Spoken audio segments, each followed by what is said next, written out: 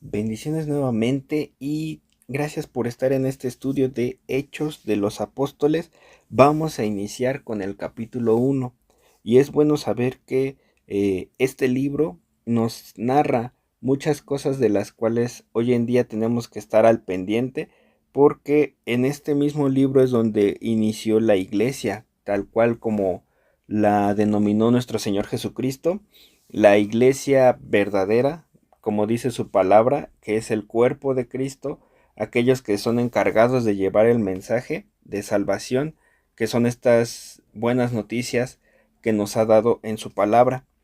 Vamos a iniciar nuevamente haciendo una oración, como ya es costumbre en estos estudios, dándole gracias a Dios porque Él es el que nos da la sabiduría y el entendimiento para poder comprender todas las cosas. Señor, te damos gracias por este tiempo en el que tú nuevamente nos permites estar en comunión a través de estos medios digitales. Te pedimos que en esta hora seas tú el que hable a nuestros corazones, que nos reveles tu palabra, que nos enseñes a meditar solamente en tus mandamientos. Cuida nuestra mente y nuestros ojos para que podamos entender lo que tú quieres que aprendamos en este estudio. Te lo pedimos, Señor, para que sea el Espíritu Santo que nos hable, en el nombre de Jesús. Amén. Hechos de los Apóstoles. En este libro de Hechos vamos a observar el plan revelado por Jesucristo. Hechos sirve de transición entre la vida de Cristo y la nueva iglesia. Si no estuviera el libro de Hechos en la Biblia, nos sería muy difícil entender lo que es el Evangelio narrado por Mateo, Marcos, Lucas y Juan. Y si de lleno entráramos en las epístolas, es decir, las cartas que escribió el apóstol Pablo, nos sería muy difícil entender el contexto, sobre todo para empezar quién es Pablo o quiénes son los otros apóstoles que escribieron cartas, nos sería muy complicado saberlo. Pero el libro de Hechos nos sirve como este puente entre los evangelios y las cartas de Pablo. El relato de Jesucristo, es decir, su muerte, su vida, muerte y resurrección se nos narran en los primeros evangelios, pero aquí en el libro de Hechos se presenta a Jesucristo en acción después de su acción su acto sacrificial, su acto de redención. Aquí es donde podemos observar qué es lo que pasó después.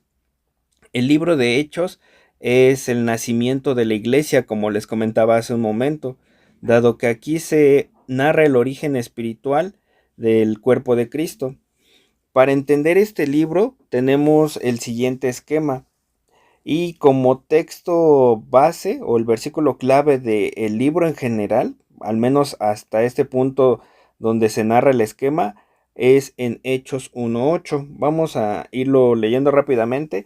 Dice Hechos capítulo 1 versículo 8: pero recibiréis poder cuando haya venido sobre vosotros el Espíritu Santo, y me seréis testigos en Jerusalén, en toda Judea, en Samaria y hasta lo último de la tierra.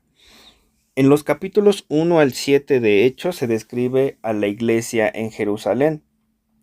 En el capítulo 8 al 12, el centro de atención se traslada a Judea y Samaria. Y por último, del capítulo 13 al 28, se narra la extensión del Evangelio hasta los lugares más remotos de la civilización romana. En esta parte observamos ya el ministerio del apóstol Pablo, y es ahí donde podemos entender con mayor detalle las cartas que él escribió.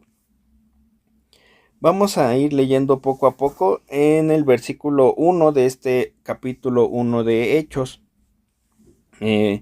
Dice así la palabra de Dios: la promesa del Espíritu Santo. En el primer tratado, oh Teófilo, hablé acerca de todas las cosas que Jesús comenzó a hacer y a enseñar. El primer versículo de este capítulo 1 nos habla acerca de Teófilo. Teófilo es el, por así decirlo, el remitente, la persona que recibe el, este estudio de este libro de Hechos, y ya se había hecho mención a él en el Evangelio de Lucas. Teófilo significa el nombre amado de Dios o amante de Dios. Aquí es importante considerar a este personaje, bueno, a esta persona, porque Lucas se dirige a él con esta descripción, que es un amante de Dios. Podría decirse que este varón o esta persona era alguien que en verdad buscaba conocer las verdades de Jesucristo, y por eso se le dedicó este evangelio.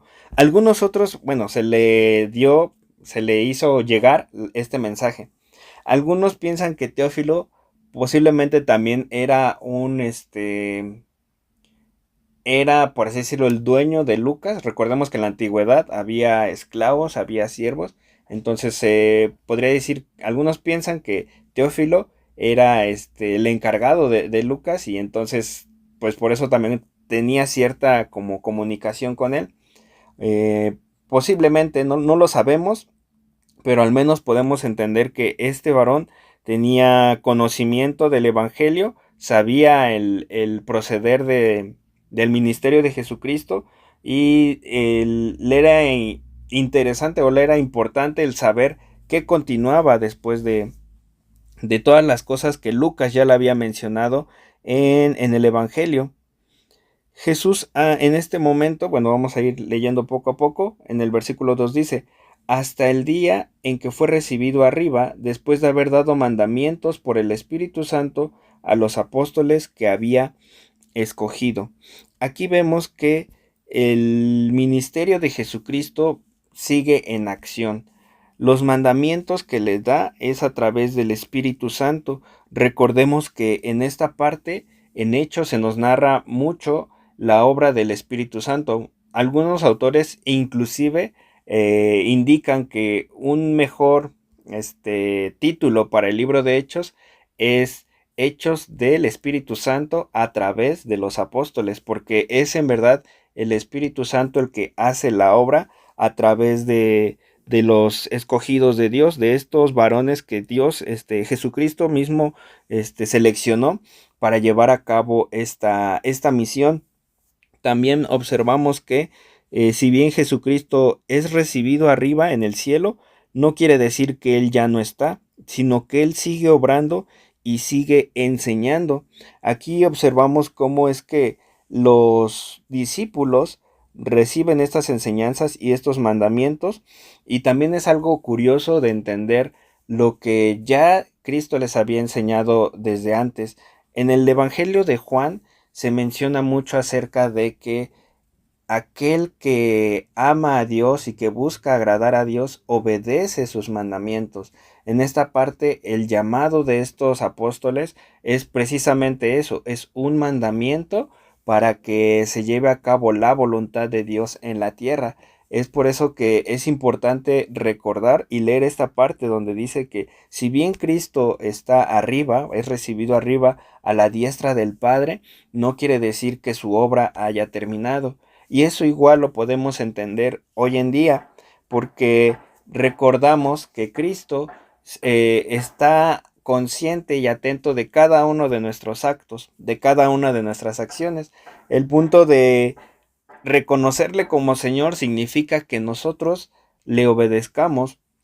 Dice una parte del Evangelio que cuando Jesús le reprocha a unas personas: ¿por qué me llaman Señor y no hacen lo que yo les digo? Si nosotros decimos llamar a Jesucristo nuestro Señor, es porque buscamos obedecerle y agradarle en todo. Entonces estos apóstoles son llamados y reciben estos mandamientos del Espíritu Santo. En versículo 3: a quienes también, después de haber padecido, se presentó vivo con muchas pruebas indubitables, apareciéndoseles durante 40 días y hablándoles acerca del reino de Dios. Algo que mucha gente todavía sigue poniendo en duda es la resurrección de Cristo. Vemos que el evangelio bueno, no, todos los evangelios narran la resurrección de Cristo y cómo es que Él se apareció a sus discípulos posteriormente a estos días, a haber sido, después de la resurrección, se apareció a sus discípulos. y muchos de ellos, inclusive aquellos, más adelante vamos a leerlo, que había mucha gente que lo había visto a Cristo caminar después de haber sido crucificado, es decir, que no había dudas de su resurrección. Hay al menos aquí en la Biblia se menciona claramente que no había pruebas innegables, o sea, que no había ninguna prueba que se pudiera llevar en contra de esta resurrección. Aquí menciona el versículo 3 que después de de haber padecido, es decir, la muerte en la cruz, se presentó vivo con pruebas indubitables. Estas pruebas eran muy evidentes, como lo menciona también uno de los evangelios, cuando Tomás le pregunta a Cristo que si en verdad era él que permitiera tocar las heridas de sus manos, y la herida de su costado, que es algo que obviamente nadie lo puede como negar, y es hoy en día sabemos que ante muchos avances, mucho desarrollo de la ciencia, la gente mucha gente duda del Evangelio, de la resurrección de Cristo. Pero recordemos mucho lo que nos dice Dios acerca de que debemos de acercarnos con fe. Y estas personas, por eso hubo este gran avivamiento en la iglesia y esta amplia recepción del Espíritu Santo, porque ellos ya habían visto a Jesucristo palpable, o sea, no había dudas de que Él estaba con ellos. Y acerca de las cosas que les hablaba, menciona que les seguía revelando sobre el reino de los cielos. Y es algo curioso observar que fueron 40 días en los cuales él estuvo hablando acerca del reino de Dios. Nuevamente se nos muestra este número 40 como uno de los más relevantes, porque recordemos que en la Biblia los 40 días también suelen asociarse a un periodo de preparación, algo, y es lo que vamos a seguir leyendo en posteriores capítulos, porque se menciona que aquí Cristo ya les estaba haciendo la promesa. Durante estos 40 días les estaba hablando acerca de el ministerio que ellos iban a ejercer y que necesitaban al Espíritu Santo para poder llegar a hacer esa acción. Hoy en día el problema que tenemos o la sociedad que llega a tener, como mencionaba hace un momento, es la incredulidad. Recordemos que para Dios este es un pecado muy grande, el no creerle a su palabra. Y es por eso que hoy en día mucha gente pone en duda eso y se deja llevar por sus propios pensamientos, por sus propias ideologías, sin buscar primeramente a Dios. Hay quienes hoy en día creen que la resurrección de Cristo no sea un hecho, pero como menciona aquí el versículo 3, Él se presentó con estas pruebas indubitables y Él ha resucitado. Esta es una palabra que debemos de seguirla recalcando día tras día, recordar que Cristo ha resucitado.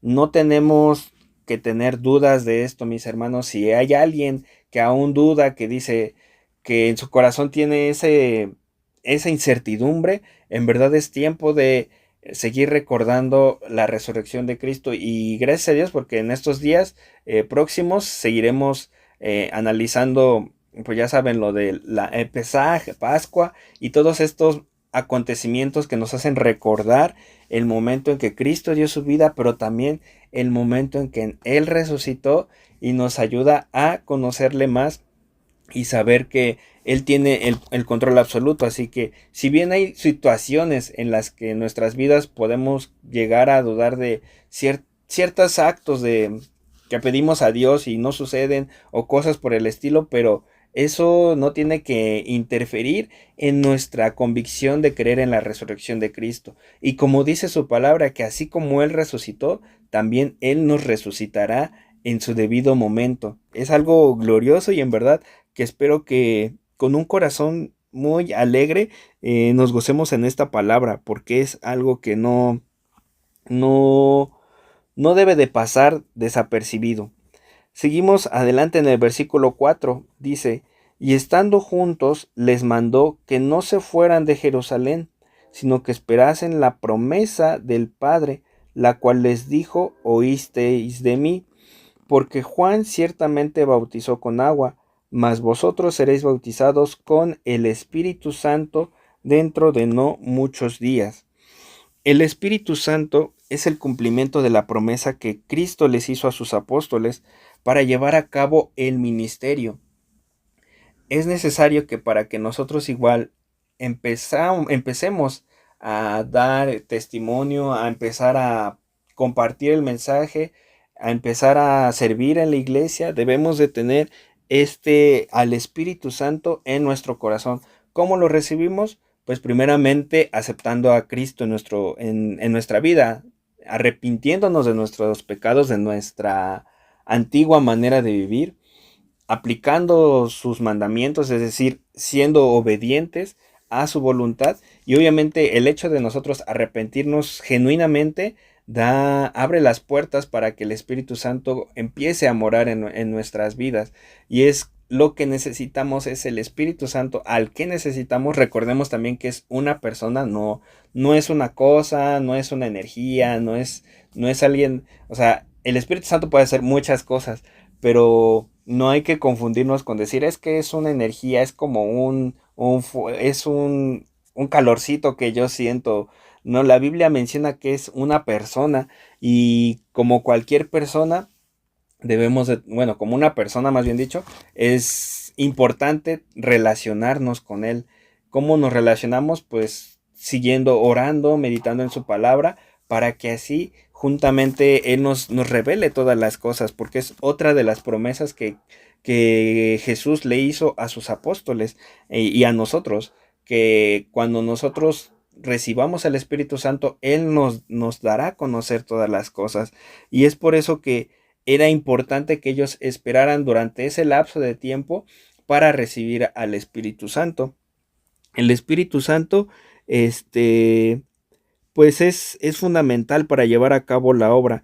No, reitero, no podemos servir, o si servimos, pero siempre debemos tener claro que no lo hacemos para ganar algo, no lo hacemos para obtener, para ser salvos, sino que la salvación la recibimos por fe, y es el Espíritu Santo quien nos impulsa a seguir actuando y a seguir obrando a favor del Evangelio.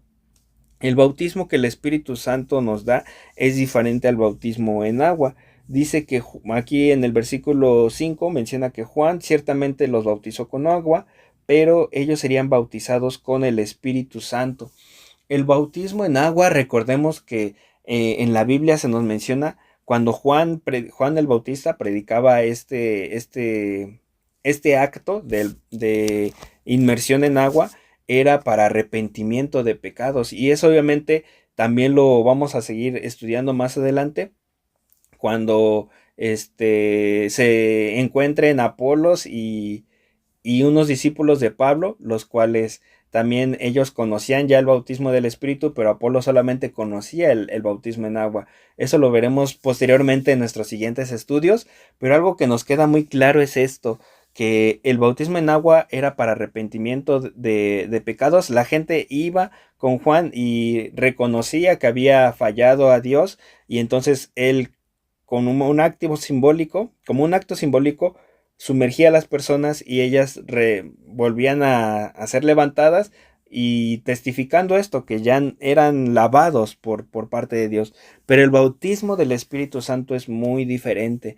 Diferente en el sentido de que este bautismo es la manifestación de Dios en la vida del creyente, en la vida de aquel que dispone su corazón, su mente y todo su entendimiento para poder exaltar el nombre de Cristo.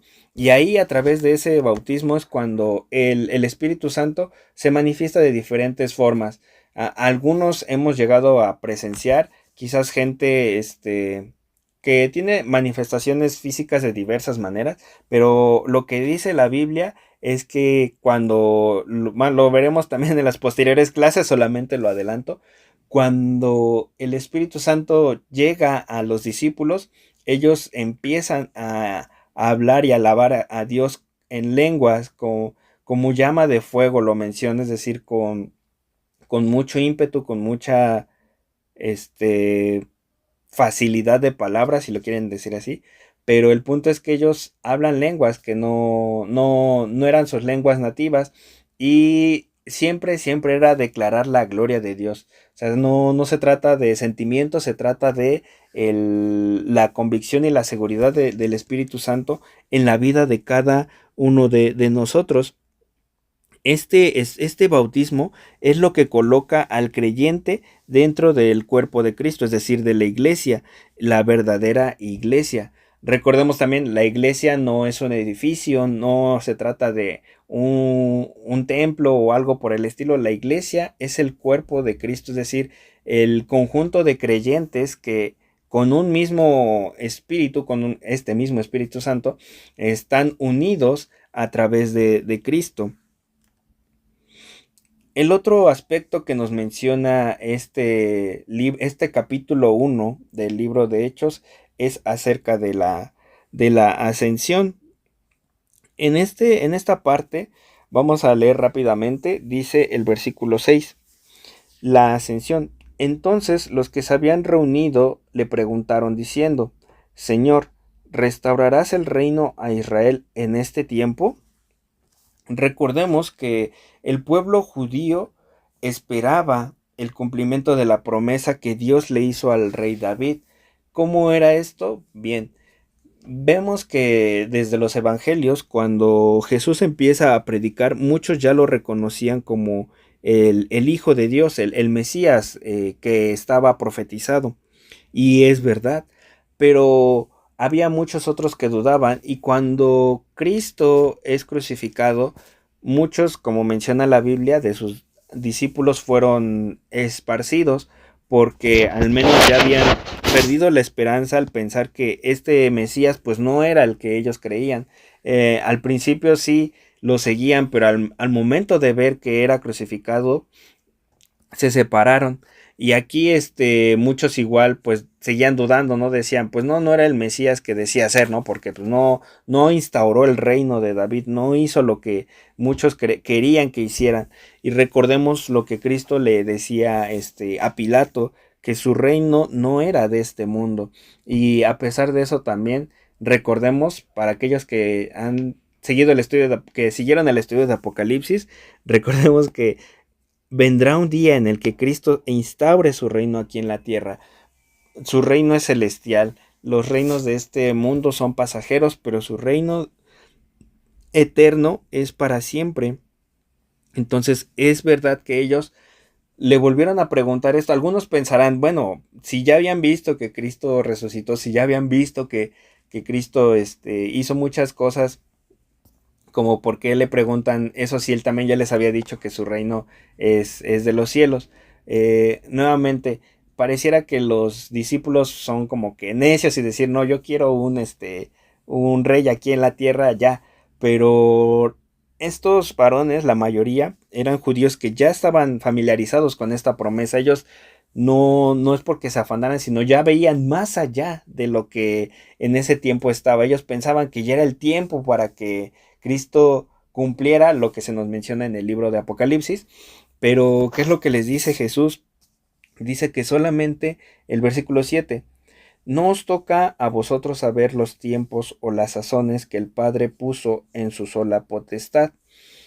Solamente el Padre conoce el momento indicado.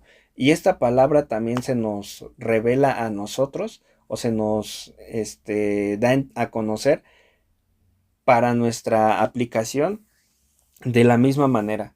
Sabemos que hoy en día hay muchas situaciones que suceden a lo largo del país, del mundo en general. Muchos quisiéramos que ya en este mismo instante Cristo regresara y pusiera en orden todas las cosas, pero antes de eso analicémonos un poquito y pongámonos a pensar, si Cristo viniera el día de hoy, ¿nosotros ya estaríamos preparados para recibirle? ¿Hallaría fe en la tierra? ¿Hallaría fe en nosotros para poder recibirle? ¿O seríamos parte de aquellos que pues recibirían el juicio?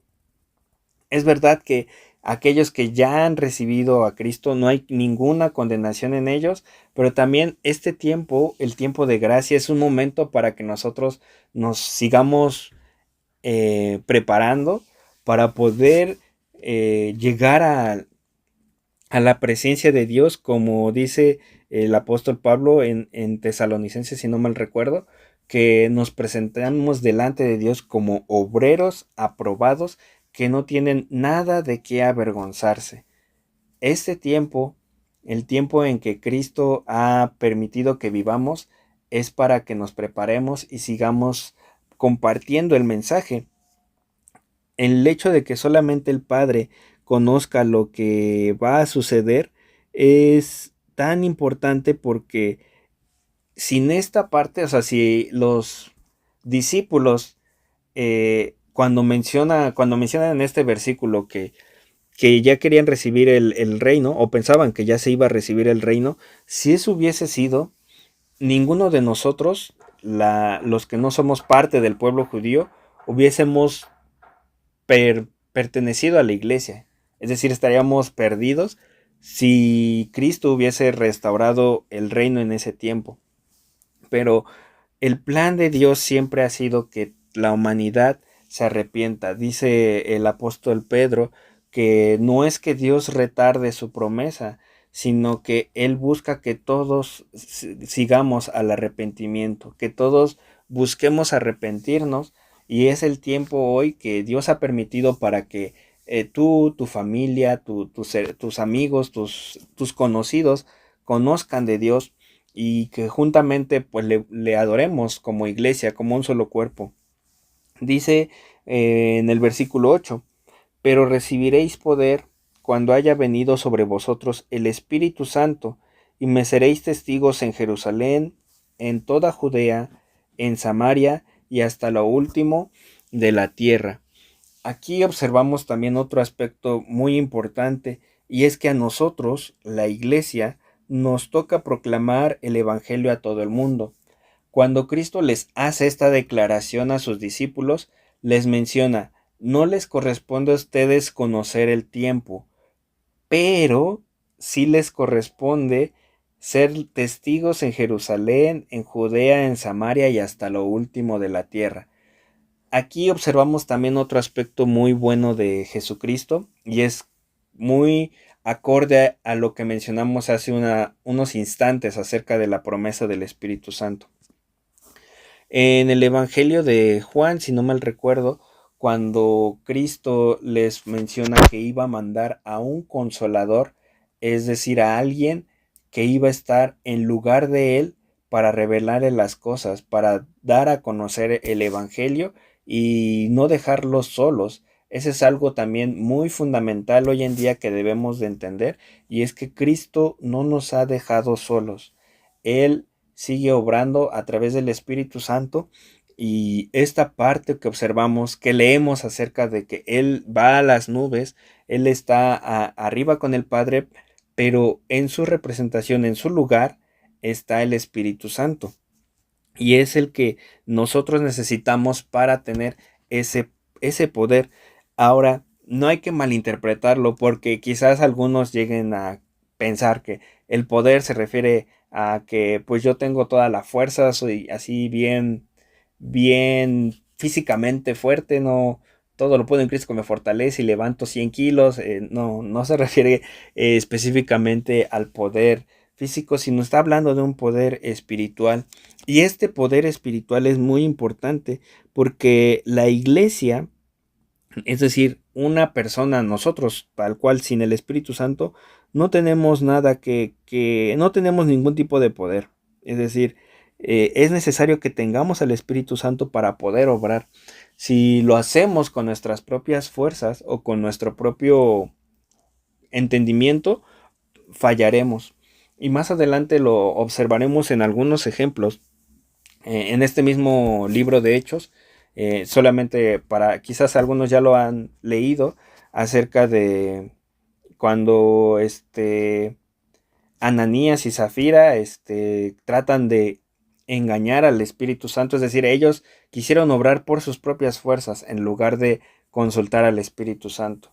O como aquellos discípulos que querían expulsar demonios en el nombre de Jesucristo, pero solamente decían en el nombre de Pablo y en el nombre de Cristo, y los demonios se burlaban porque no tenían al Espíritu Santo, no tenían la certeza de tener al Espíritu Santo en sus corazones. Y es en esos momentos cuando nosotros actuamos sin buscar el consejo y la ayuda del Espíritu Santo que podemos fallar, que podemos caer.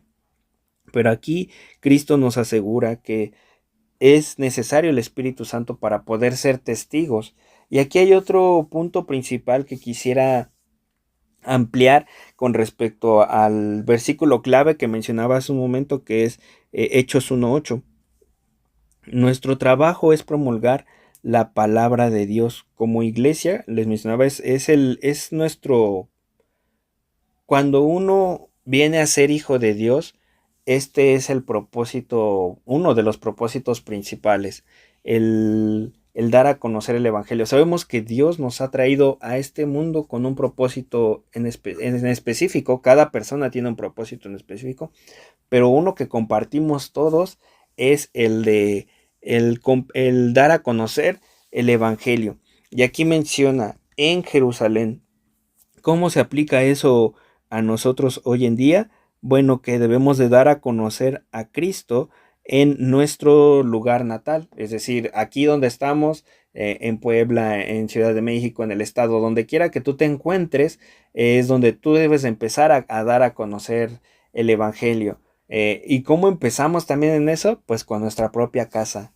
En tu casa, con tus hijos, con tu esposa, con los familiares que habitan en tu casa, debemos de empezar a compartir el Evangelio. A eso se refiere en Jerusalén primero, en tu lugar de origen, donde tú moras, donde tú pasas la mayor parte del tiempo, quizás, ahí es donde tú debes de dar a conocer el Evangelio. Luego menciona que serán testigos en Jerusalén y en toda Judea. ¿A qué se refiere esto? Bueno, pues también debemos de compartir el Evangelio a nuestra comunidad, a aquellos que están alrededor nuestro, empezando primero en nuestra casa, luego a nuestros vecinos, a nuestros amigos, a nuestros familiares que quizás no son tan cercanos, primos, tíos, abuelos, todos ellos deben de ser nuestro siguiente objetivo después de nuestro hogar, para que así se cumpla esto de que el Evangelio es expansionista, es decir, que sí busca, ahí sí buscamos llegar a la mayor cantidad de gente, y es no solamente enfocarnos en nuestro lugar, sino ver, así como Cristo lo manda, darnos a conocer a más y más lugares, a más y más gente. Y es algo que, al menos en lo personal, me ha costado mucho trabajo el poder dar a conocer a Cristo alrededor. Sí sabemos que nuestro testimonio impacta y es uno de los más importantes, porque debemos de practicar lo que predicamos. Si nosotros no ponemos en práctica en lo que creemos, la gente pues menos va a querer acercarse. Pero es por eso que nuevamente reitero, la palabra lo dice, necesitamos al Espíritu Santo para poder llegar a esos lugares. Y por último menciona que tenemos también el privilegio de compartirlo hasta lo último de la tierra. Y esto es pues llevar el mensaje no solamente a pues no limitarnos a final de cuentas. Esto va mucho a ese aspecto de que si Dios nos manda a un lugar más lejano, seguir predicando el Evangelio, seguir compartiendo su palabra, que podamos llevar la palabra a aquellos con quienes no nos asociamos en nuestra vida diaria. A lo mejor un aspecto que podría aplicarse sería el compartir el mensaje a los desconocidos, a aquellas personas que no tenemos el gusto quizás de compartir diariamente en el transporte o en algún lugar, en los lugares públicos, donde habrá gente que sabemos que no nos conoce y que quizás nunca más nos volvamos a ver en esta vida, pero que tengan el mensaje recibido, el mensaje compartido, y qué gozo que sea a través de nosotros, que somos y estamos dispuestos a ser siervos de Cristo, ser seguidores, ser obedientes a sus mandamientos. Dice su palabra que Él nos ha dicho que si le amamos, guardemos sus mandamientos. Y este es un mandamiento, este mandamiento es personal. El compartir la palabra es personal. Quizás tú dirás, bueno, es que yo no tengo una vida muy ocupada, no tengo tiempo, no tengo, quizás podemos poner muchos pretextos.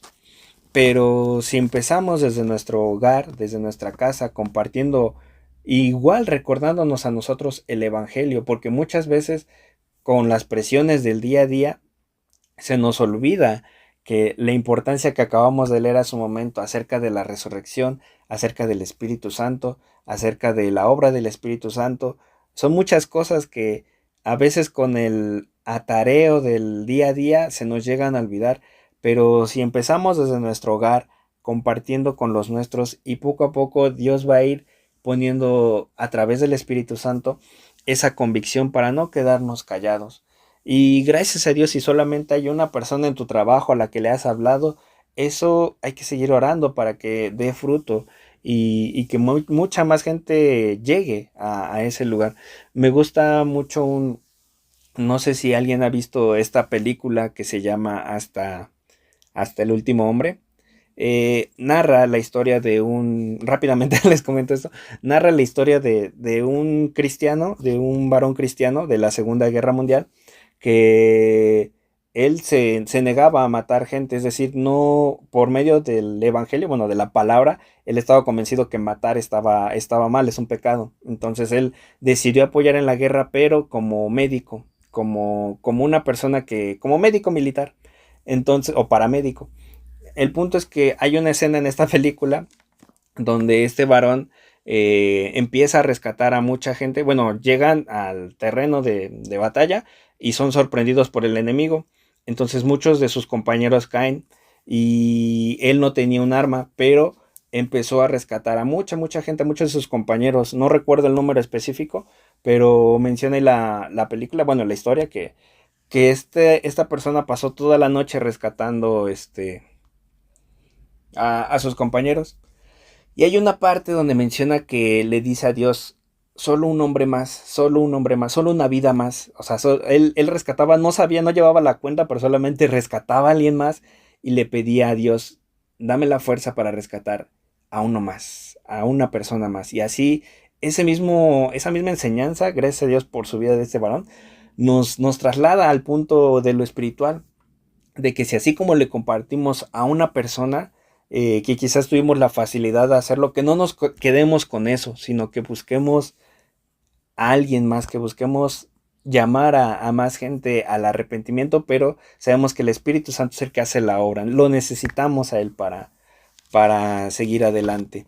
Y es por eso que Cristo les da esta enseñanza, este mandamiento a sus discípulos, para que no se fueran de ese lugar, sino que esperaran al Espíritu Santo. Ahora, vamos a leer la última parte que dice del versículo 6 al versículo 11, que es acerca de la ascensión. Esto también está narrado en los evangelios de Mateo, Marcos y Lucas. Dice así el versículo 6. Entonces los que se habían reunido le preguntaron diciendo, Señor, ¿restaurarás el reino a Israel en este tiempo? Y les dijo, no os toca a vosotros saber los tiempos o las sazones que el Padre puso en su sola potestad, pero recibiréis poder cuando haya venido sobre vosotros el Espíritu Santo, me seréis testigos en Jerusalén, en Judea, en Samaria y hasta el último de la tierra. Y habiendo dicho estas cosas, viéndolo ellos, fue alzado y le recibió una nube que le ocultó de sus ojos. Y estando ellos con los ojos puestos en el cielo, entre tanto que él se iba, he aquí se pusieron junto a ellos dos varones con vestiduras blancas, los cuales también les dijeron, varones Galileos, ¿por qué estáis mirando al cielo? Este mismo Jesús que ha sido tomado de vosotros al cielo, así vendrá como la habéis visto ir al cielo. La nube que recibe a Cristo en el cielo no es más que la gloria de Dios, es la gloria manifiesta de Dios, la gloria Shekinah, es la misma nube que se menciona en Éxodo, en Éxodo, cuando la nube del tabernáculo que descendía, es la misma nube que cubría al pueblo de Israel. Esta gloria de Dios es la que él recibe a Cristo en el cielo. Y es importante recalcarlo para que no perdamos de vista que Cristo está glorificado. Hoy en día Cristo sigue obrando, ya lo estamos viendo a través del Espíritu Santo, pero también está preparando morada en el cielo para nosotros. Nuevamente hago alusión al libro de Apocalipsis que acabamos de terminar de estudiar, porque vimos que la Nueva Jerusalén va a ser una ciudad muy, muy hermosa, con muchas características impresionantes, y todo eso lo está preparando Cristo en este momento. Es importante recordar esa parte y ver que esta nube que está en el cielo que recibe a Cristo es la gloria de Dios. Tenemos la confianza y la seguridad de que Él está obrando y que así como Él se fue, Él regresará. Nuevamente les comparto esa cita de Apocalipsis 19:11, donde se menciona que aquel jinete del caballo blanco que vendrá, que cuando el cielo se abre y descenderá, es el mismo que menciona aquí en Hechos 1, que fue levantado, que fue ascendido. Entonces este mismo Jesús glorificado vendrá, así como se fue, y vendrá al mismo lugar.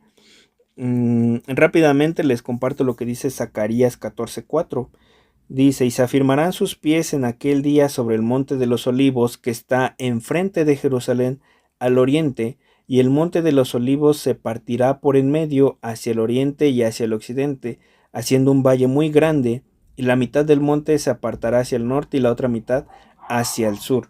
Es decir, que también ya está profetizado su regreso, como lo hemos leído en estos estudios, pero gracias a Dios porque nos recuerda nuevamente que no estamos solos, que no estamos desamparados, no somos huérfanos, tenemos a un Padre, y gracias a Dios porque podemos llamarle Padre, como un Padre amoroso y que se preocupa de nosotros y que está al pendiente de nosotros. Muchas veces llegamos a creer que cuando nos equivocamos, ya conociendo de Dios, ya habiendo recibido a Cristo como nuestro Salvador, y nos llegamos a equivocar, a veces pensamos que Dios nos ve enojado, que se enoja, como que, ay, ya te equivocaste otra vez, o ya te volviste a equivocar. O sea, pensamos que Él actúa como nosotros actuaríamos de si vemos a un hijo que nos desobedece. Pero la verdad es que Dios mira con de cierta manera, como ternura. No, no quiero que se malinterprete, espero que no me malinterpreten, hermanos, con cierta gracia nuestros errores, pero no para que como burlándose, sino viendo que cuando uno recién empieza a conocer, a andar en el camino de Dios, a obedecerle, es fácil que nos lleguemos a equivocar, quizás como un niño pequeño, cuando apenas le estamos enseñando quizás a andar en bicicleta o a hacer alguna actividad y se equivoca. No es como que esperando que, ay, pues ya va a ser un experto, pero sí reconocemos esas fallas y nos da cierta gracia, pero al mismo momento es un padre que nos exhorta a que nos esforcemos más, porque como bien menciona, él permite muchas cosas, Dios permite que sucedan muchas cosas en nuestra vida, pero es para que nuestra fe se ponga a prueba, para que en verdad reconozcamos que Él es el único que tiene la voluntad. Y ese mismo Padre, ese mismo Dios, Jesucristo, es el mismo que está viéndonos y viendo que si fallamos, pero la manera en la que volvemos a sus brazos, gracias al Espíritu Santo, es importante. Entonces, no estamos solos, tenemos al Espíritu Santo en nuestras vidas, y es nuestra misión el seguir buscándole, el seguir acercándonos a Él, no esperando que pues las cosas cambien de un día para otro, sabiendo que es con diligencia, con un corazón genuino, y siempre teniéndolo a Él como el único y verdadero Dios, que en verdad sea el Dios que de nuestros padres, el Dios de Abraham, de Isaac, de Jacob, ese mismo Dios obrando en nuestras vidas, ese mismo Dios analizándonos, examinándonos y sabiendo que es un Padre que nos vuelve a recibir con los brazos abiertos si llegamos a fallar, y tiene la capacidad de restaurar todas las cosas. Entonces yo te animo a que en este día regresemos a ese Padre, que si hemos contristado al Espíritu Santo, le pidamos perdón y que busquemos agradarle y obedeciendo sus mandamientos. Y el principal mandamiento es este, el de compartir su mensaje, el de ser testigos en Jerusalén, en Judea, en Samaria y hasta lo último de la tierra. Serle testigos en todo tiempo, en nuestra casa, con nuestros vecinos, en nuestra comunidad, a donde quiera que Dios nos mande, ser verdaderamente testigos, ser testigos, testimonios vivos de que tenemos algo diferente y ese algo diferente o ese alguien es el Espíritu Santo en nuestras vidas. Vamos a darle gracias a Dios por este tiempo, esperando que sea Él el que redarguya, el que nos muestre más y más el análisis de esta palabra. Señor, te damos gracias por este tiempo. Te agradezco porque nos has dado la paciencia, la templanza, el amor, la mansedumbre para poder practicar tu palabra, Señor. Te pedimos perdón si es que te hemos lastimado a lo largo de este caminar en nuestras vidas. Te pedimos perdón si hemos fallado o si hay áreas en las que aún no te hemos entregado todo nuestro ser.